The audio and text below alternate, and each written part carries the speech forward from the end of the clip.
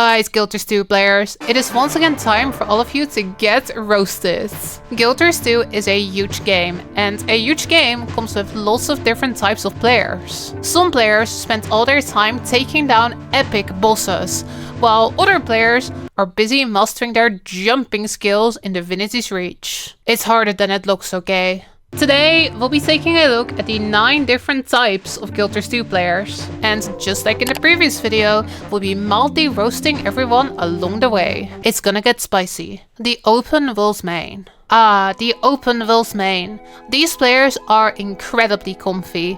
You scoff at those PvPers and raiders playing their toxic elitist content. You don't have time for any of that. You just log in, fight Octavine for the 7,000th time, farm gold for legendaries, maybe do a jumping puzzle along the way, do some gathering. Wait, what's that? Tarir South Lane didn't burn the boss? Panic! Picnic! Oh my gosh, South Lane clearly does not know how to play the game. The commander is a giant noob. Go back to Queensdale! Your mother is a centaur! Alright. Most open world mains are super nice and super cozy. Just when the meta event fails, the non-cozy open world mains reveal themselves. Fortunately, open world tends to be pretty easy, so that doesn't happen very often. Some open world mains love to hang out together in map chats, but there are also those who have played the game for 1,000 hours but have never written a single message in chats. And honestly, I kinda get it. You just had a long day of work and you just wanna vibe in open worlds without having to deal with people. Just follow the commander tag, press your auto attack and watch the loot appear in your inventory. Open world mains are also meticulous inventory organizers, and their one kryptonite is a messy streamer inventory. Oh my gosh, everybody calm down! The Roleplayer. Roleplayers love the world and lore of Guilters 2. They love it so much that they secretly wish they would get isekais and get transported into Tyria. If you die in the game, you die in real life. Preferably a non-violent type of isekai, thank you. So instead, roleplayers are doing the next best thing and they are living vicariously through their roleplay character. Stash me leans back against the pillar with my wolf named Shadow. Barkeep, another ill. Roleplayers are some of the most creative people in the community.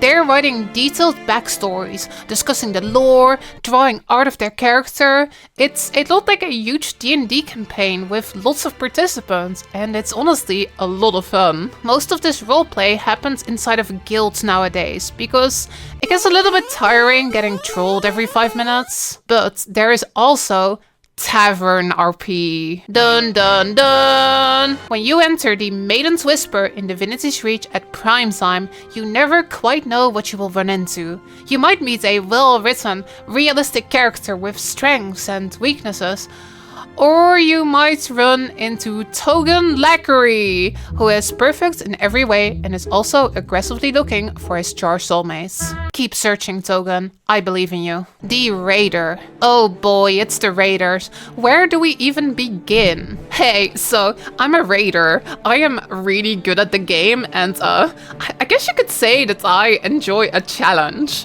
I only play games like Dark Souls and Elden Ring because I hate it when a game's too easy. The harder I boss, the better, because otherwise it's just not challenging enough for me. Alright, who wants to do Sabbath cannons?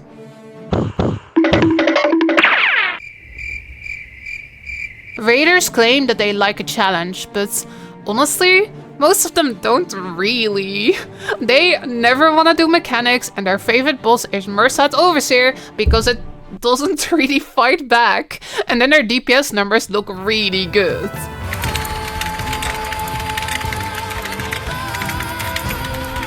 Oh no, shit, lag, where's my healing? All kidding aside, raiding can be pretty comfy. Once a week you get together with your friends in Discord to hang out and kill some bosses. But there is also raiding on the LFG. We need some more people for Wing 1. I'm looking for a warrior with damage, quickness, kill proof, 500 ally, damage, quickness, kill proof, 500 ally. Wanna know a secret? When you see some crazy requirements on LFG, very often the person who made the group just really wants to get carried. Helping my newbie friend get the kill. 2000 ally. 1 out of 10. I think the commander and the newbie friend might be the same person. The PvPer. PvPers are incredibly competitive, and their whole purpose in life is to be better than you at the game. And I'll give credit where credit's due. Mastering PvP in this game is incredibly difficult. PvPers are keeping track of enemy cooldowns, baiting their heals, unleashing bursts at the right time. Oh god, I'm not sure what's happening. Press all your buttons! Random bullshit go! The PvPers don't want you to know this, but random bullshit go tends to be a really effective strategy. When PvPers win a match, it's because of their incredible talent and skill. When they lose a match, it's not because they're bad, it's because their teammates are bad, and because the enemy's class is overpowered. I might be in bronze, but I don't belong here. It's just because I keep getting bad teammates. They're all in bronze for some reason. Here, I was going to make a joke about all PvP players having the exact same fashion, but then I realized that there is a setting that gives all PvP players the exact same fashion, and I have that setting turned on. So yeah, that one's on me. PvP can sometimes be pretty frustrating. Maybe the match is incredibly one-sided, or maybe one of your teammates has decided that the middle of the match is the perfect time to go walk their dog. But when you get that super exciting, super close, balanced match, then it's all worth it. I get you, PvPers. I get why you play this game out. Just next time, maybe walk your dog before you queue. The Volt versus Volt main. Our next type of player is the Volt versus Volt main. These players possess some incredibly deep knowledge of the game's combat, whether they are coordinating massive zergs or collecting footage for their roaming kill compilation with dubstep music. Wow, wow, wow, wow, wow, wow, wow, wow, wow, wow. Float! Use the float! Ha! No, they're not floated. They had stab. Shit. Oh god, I have an idea. I have an idea, okay? Spectral walk. Jump down. Go back. They didn't fall for it. Oh, they did fall for it!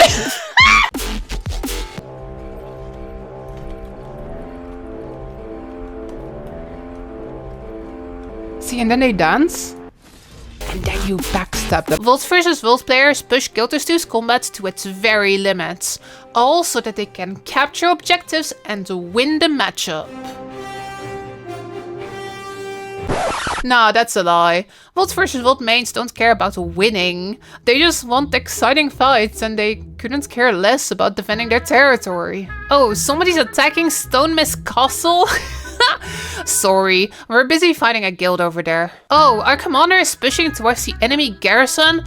Hold on, everyone! There's one enemy over there trying to do their daily, so we need to chase him down with 40 people. The garrison can wait. It honestly reminds me a lot of cats chasing a laser pointer. When Volt versus Volt mains are not being distracted by a laser pointer, they trust the commander with their lives. If your friend jumps off a cliff, would you jump too? For Volt versus Volt mains, the answer is a resounding yes. Yeah, we should go. Oh god, oh go, go.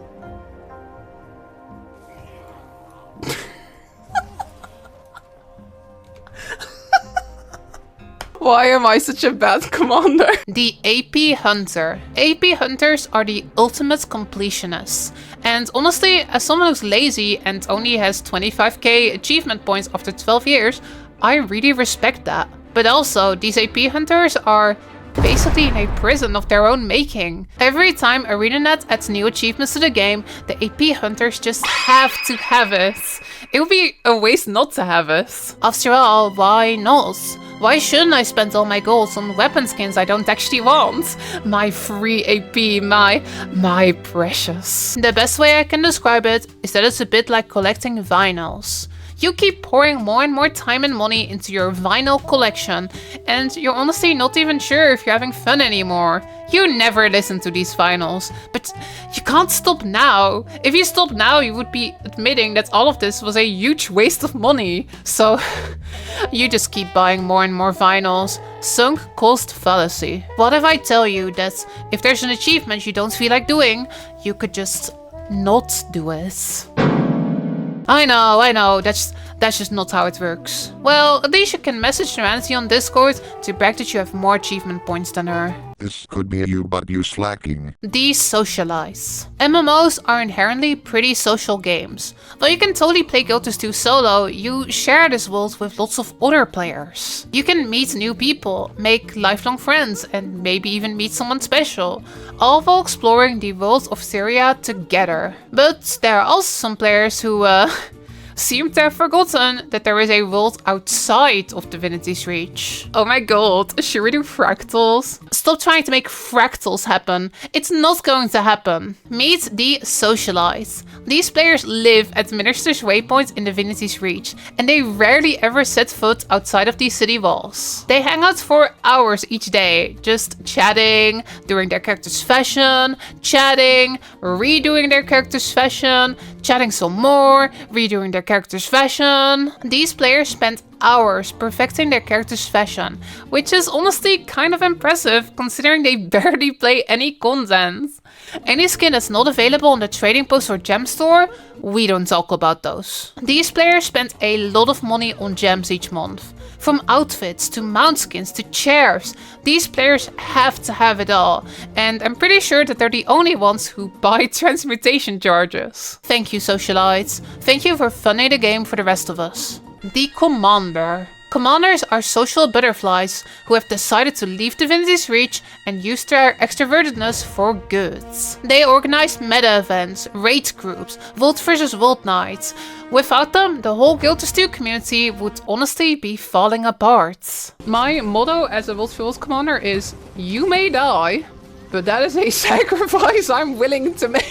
It's an incredibly thankless job, and honestly, you gotta have some real patience. Tier 4 Fractals, looking for a healer. High DPS. Oh my gosh, did you see that the commander put the siege in a non-optimal spot? Everyone knows that putting the siege over there is way better. The commander is clearly a newbie. I could be a much better commander. Yeah, oh my god, the commander didn't even know. Fashion. As commander, everyone expects you to play perfectly, and that is a lot of pressure. But some of you heroes, you do it anyway, just to help people out. Or maybe you just like being the center of attention. A lot of commanders are also YouTubers. What a strange coincidence. The Homesteader. The Homesteader is a relatively new type of Guild Wars 2 player, and their goal is to make the perfect homesteads. These players once also played the other parts of the game, but ever since Gentry Worlds came out, they have only ever left their homesteads to buy crafting materials. Some homesteaders focus on making the prettiest homestead ever, no matter the cost. They spend all of their weekly refined crafting materials within a few minutes, and after that, they resort to using these super expensive materials from the black market. It's okay, you don't mind spending a couple thousand golds on a couple of decorations. You can always use gems to gold to get more, right? Other homesteaders focus exclusively on making the most difficult jumping puzzles known to mankind. You thought Shadows of Tears was hard? Think again. Lorenity's big plushy burrito is clearly on a whole other level. And then finally, there are also homesteaders who, how do I put this? They really like the Choya plushie.